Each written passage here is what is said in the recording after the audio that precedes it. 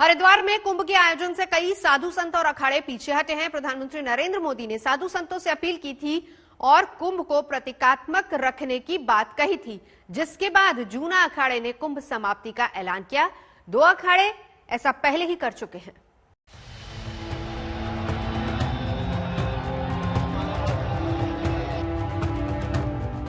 हरिद्वार कुंभ पर पीएम ने साधु संतों से जो अपील की, उस अपील का शाम होते होते बड़ा असर हो गया। जूना अखाड़े ने ऐलान कर दिया कि वो अपनी तरफ से समय से पहले ही विसर्जन कर रहे हैं और कुंभ मेला खत्म कर रहे हैं। जूना अखाड़े के कुंभ मेले का विसर्जन हो गया है। अन्य संत भी एक मत हो रहे हैं और विशेषकर जिन संतों के स्नान अब होने हैं वे भी अल्प संख्या में अथवा प्रतीकात्मक स्नान करेंगे। आदरणीय प्रधानमंत्री जी के आह्वान पर संपूर्ण देश एकमत है। कोरोना के प्रभाव और प्रकोप से मुक्ति मिले। कुंभ नगर से, कुंभ मेले से मैं विश्व कल्याण की प्रार्थना कर रहा हूँ। स्वामी अवधेशानंद गिरी से ही पीएम ने फोन पर बात की थी और ये अपील की थी कि 2 शाही स्नान हो चुके हैं। अब कोरोना के ऐसे संकट में कुंभ को प्रतीकात्मक ही रखा जाए, इससे कोरोना से लड़ाई को ताकत मिलेगी। मुझे फोन आया और उन्होंने हालचाल जाने संतों के, वे अत्यंत भावुक मन के प्राणी हैं। मैंने उनसे ये भी कहा कि लगभग सभी स्नान बड़े ढंग से हो चुके हैं, बहुत कम संख्या यहाँ रह गई है, प्राय स्नान करके सब लोग चले गए। हाँ, बैरागियों के स्नान की बात है तो उनके स्नान के प्रति हम बहुत सम्मान से भरे हुए हैं। बैरागियों का स्नान होना चाहिए, लेकिन जो अन्य अखाड़े हैं प्राय वो सब प्रतीकात्मक ही स्नान करते हैं। ये जो स्नान है वो प्रतीकात्मक ही होता है।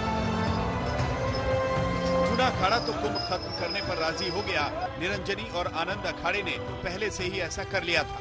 उम्मीद यही है कि बाकी साधु संत भी यही फैसला करेंगे, क्योंकि अभी तक कुंभ पहले खत्म करने पर एक राय नहीं थी।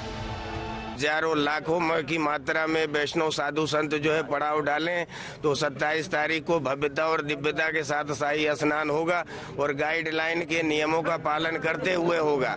लेकिन माफी नहीं मांगते तब क्या करेंगे? माफी नहीं मांगेंगे तो उसका जो है जवाबदार हरिगिरी और नरेंद्र गिरी जी हैं और जरूरत पड़ेगा तो हम लोग जो है उनसे अलग हो जाएंगे।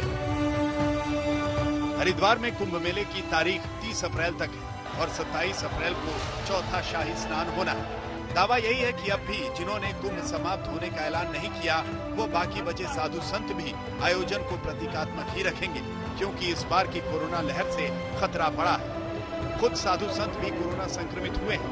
50 से ज्यादा साधु संतों में संक्रमण मिला है। एक अखाड़े के महामंडलेश्वर की कोरोना से मौत भी हो चुकी है। इससे भी बड़ा खतरा ये है कि जो लाखों लोग कुंभ में स्नान करके अपने घरों को लौटे हैं या लौट रहे हैं, उनसे संक्रमण और फैलाने से कोई इनकार नहीं कर सकता।